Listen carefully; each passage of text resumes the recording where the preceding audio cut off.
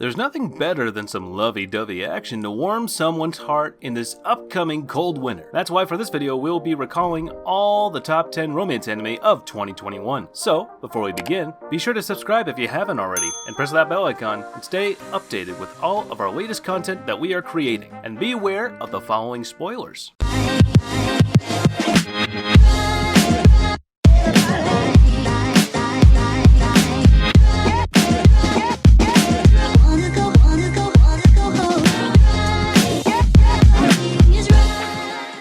Coming in at number 10, we have The Fruit of Evolution. Before I knew it, my life had it made. The first thing I did when entering the show is remove any expectations or hopes I ever had for it, and I wanted to go into it on a clean slate, as if I've never seen an isekai before in my life. The main character is your typical loser that is bullied and treated like shit, but only because he's fat. Seriously, that's literally it. Even the game system that transfers the students bullies him for being fat by categorizing him as barely human. Anyways, he is transported into a totally different area than his classmates, and he is left to his own devices. Kinda like Arifureta, if you wish. Though Arifureta is more on the serious dark side, while this one is more like Konosuba with its ridiculousness and humor. I mean, the main girl is a freaking gorilla for crying out loud, but damn, she is kinda hot. The series was sadly overlooked by many since they expected too much out of it, and it didn't live up to their expectations. But however, as a comedic, light-hearted isekai romance, the show isn't half bad. Coming in at number 9, we have Higehiro.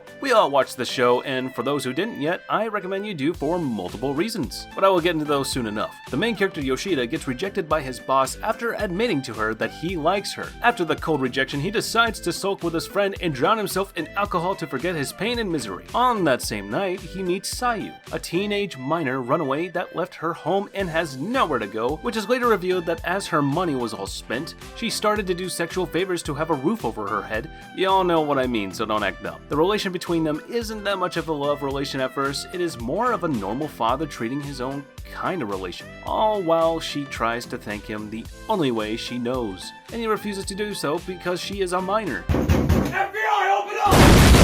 And he just isn't that kind of guy. Over a span of a few episodes, more and more truths are revealed about the girl's troubled past as they try to hide the fact that she is living in his apartment for multiple reasons that could easily ruin his life and put him in jail. Even though, knowing the risks, he keeps her around and shelters her just like any responsible man with no ulterior motives or intentions would do. If you actually think about it, this is kinda close to an actual real-life scenario. I mean, you can easily imagine the life of an office worker and that runaway teen mixing together, and the director just enjoys telling the story from both their point of views, while also meeting in the middle. Overall, the show is fun to explore and watch their interactions together, and yes, there is some fan service too, but overall, it is just about a man that is trying to help a troubled teen that he later on grows fond of. Coming in at number 8, we have Kanojo Mo Kanojo. At first glance, everyone was like, damn, I wish I had a girlfriend like Saki that would let me double time her just like that. This anime might seem like a mindless harem for some or cringy for others, and guess what? They're both right. But what they don't realize is that this show takes the harem part into an even deeper and darker territory, showing the audience how cringy it actually is, and reputation ruining to be dating multiple girls at the same time. This show did what other harem romance anime don't even think about. They let you actually think for a moment in how the main character is such a bastard for double timing his girlfriends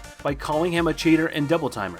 This, however, sets up the mood that it's just not a simple harem, and that there is more to it than meets the eye. Sure, it's trashy, harem-y, and cringy, but it is this way for a reason, and not just for the fan service. Speaking of fan service, this series gets a lot of it, but what it also has is elaborations on the issues each character suffers from, and what they lack that others. For example, there is Nagisa, with the hot body but zero brains, willing to act in front of the others like there is nothing between her and Naoya, just for the sake of the trio's reputation. Then there is Saki, the one that actually allowed the main character and accepted that he double times her with Nagisa because of a certain lack she feels when compared to her. Their relation is, to say the least, dysfunctional and cringy, but that is what makes it a fun show to watch. So don't just judge the book by its cover and give it a shot. Coming in at number 7, we have the Saint's magic power is Omnipotent. Two girls get summoned at the same time, one being the true saintess and the other just a normal woman. It is all in the hands of the king to pick the right woman that will save the world from the dark cloud of destruction looming above it. And guess what? He picks the wrong one. The true saintess is the one left for her own devices in a world after being summoned to do, well, whatever the hell she wanted to. And I gotta tell you guys, personally, I didn't watch the show since since, well, no time. And I had a lot of other shows to watch and make videos about for you guys to enjoy, so you're welcome. But from what I gathered so far, it's actually a cool show with romance and a lot of isekai elements to it, as well as the characters in the show. They are actually well developed and at a healthy pace, something you don't see in many series nowadays. Coming in at number 6, we have Don't Toy With Me, Miss Nagatoro. Oh yeah, things are starting to heat up with these romance animes. And what better way to heat things up than with the most controversial romance anime of this year. Some say she is bullying the main character, others say it's her way in saying she likes him. Until now, I'm not clear myself which one is truer, but one thing is clear as day, is how easily jealous she becomes when he is surrounded by other girls, and how dead inside her facial expressions become. Once you see such a face, you have two options. Either run as hell, or check on that person if they are still alive and well. Nagatoro is one nasty piece of work and no one knows what is going on in her mind. However, she has her cute moments and all in all, they actually make quite a cute couple. Weirdest relationship in history, 100%, but they're still kinda cute together and have their moments nonetheless. But don't let me be the judge of things if you haven't watched it already. Check it out! And let me know your opinions in the comments down below. Coming in at number 5, we have Shinigami bocchan. I will be brief when it comes to this anime series since I already made a complete video about it, explaining the first 3 episodes or so of the show, and from those episodes alone I had a clear idea of the series and the type of relation the young master shares with his maid, so I will put it down in the video description for you to check it out as well, since it is more in depth when it comes to the series. The curse the young master bocchan suffers from makes it unable to touch anything other than inanimate objects, lest he drains the life from it. Whether it is a tree or a bird, or even a human. One touch is all it takes to finish its life and watch it wither and disappear into nothingness. This curse caused him to become an outcast from his own family and placed under the care of one butler and one maid. The only ones that even accepted to take care of him and raise him even though they both knew the risks. His relation with the maid isn't a normal one. They both acknowledge their feelings towards each other, but the curse stands in the way of them actually bringing that love to fruition and causes them a lot of pain and sorrow. Coming in at number 4, we have Taishou Maiden Fairytale. This series is the definition of wholesomeness and sweetness. It is so sweet and heartwarming, it gave my teeth cavities. The story is somewhat similar to young bocchan after a certain accident. The main character lost his arm and his mother. To make things worse, his father neglected him and banished him to their house in the country where he can't bring him shame due to his disability. One day, Yusuke knocks on his door declaring she was sent by his father to marry him. And that's about it. Watching the show for the story isn't worth it whatsoever. However, watching it for the characters and their interactions and relations together is a whole different matter. The way Yusuke is able to influence the main character and change his dark, bleak view to life is like bringing an old black and white movie, enhancing it, and adding colors to it. And of course, day after another, the two start to get more and more fond of each other. The pace is kinda slow as of now, but I don't really mind that. And so should you, since we are watching for the two main characters rather than the plot itself. Overall, this is a truly wholesome and cute anime that you will either like or hate from the first episode. Coming in at number 3, we have Horimiya. Undoubtedly one of the most wholesome and unexpected surprises of the year. Reading its synopsis earlier this year, I was like, meh, it will be boring and uninteresting. However, when it was released and I watched it, I couldn't hold in the excitement of waiting for the series episodes from one week to another. The wait was agonizing, but it was such a worthy series. The premise is simple, yet it has a charm to its simplicity and charm with the design of its characters and how they actually make a 180-degree turn in their normal life outside of school, with the Princess A student becoming an older sister housewife and the timid main character becoming actually cool with amazing hair and piercings. You might actually think these are different characters completely unaccompanied with a colorful yet developed cast of side characters. This show truly deserves all the love it gets,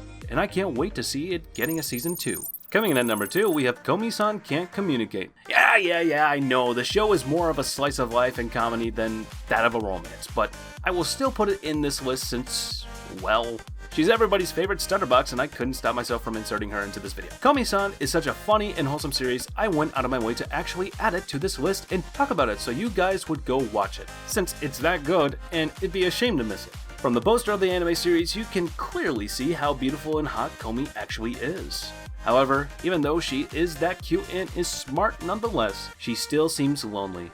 and that is due to her not being able to communicate with others, or anyone for that matter. She is so shy and awkward around others, she puts introverted shut-ins to shame. If she meets someone new or even in her class that she doesn't know anyone by the way, she directly turns into a stutterbox that no single human can understand. What she means other than her new friend Hito now? How she gained him?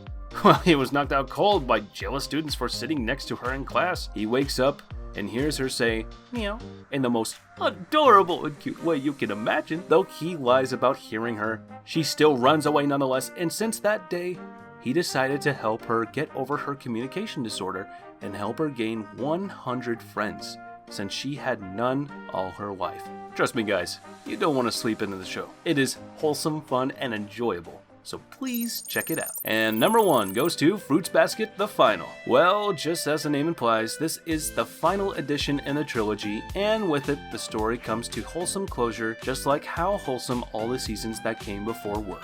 The story carries on from where Season 2 ended, and now, with the reveal that the Zodiac Curse can indeed be broken and its prisoners freed, Toru will go to any extent in order to end that curse and free the Soma family from its clutches, lest they are able then to carry on a normal life. All I am going to say is that there will be lots of obstacles in her way to achieve that mission and release them. Will Toru actually be resilient enough and carry on till the end? Is she going to be able to defeat and go beyond all the odds that are against her? Am I going to keep on talking like the guy from the end of every Dragon Ball Z episode? Stay tuned to find out more. Nah, just kidding. I am not spilling the beans any day soon, so if you want to know, then go and watch it for yourselves. If you haven't yet, of course.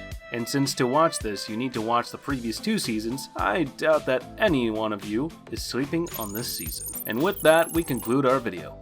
If you enjoyed this list, I want you to smash that thumbs up button, and if you haven't subscribed already, be sure to subscribe and press that bell icon to keep you notified of all our latest videos. Also, comment down below on the anime you like the most on this list, and if you are planning to watch any of them anytime soon. Also, if you have any suggestions, place them in the comments down below. And as for now, I'll catch you later.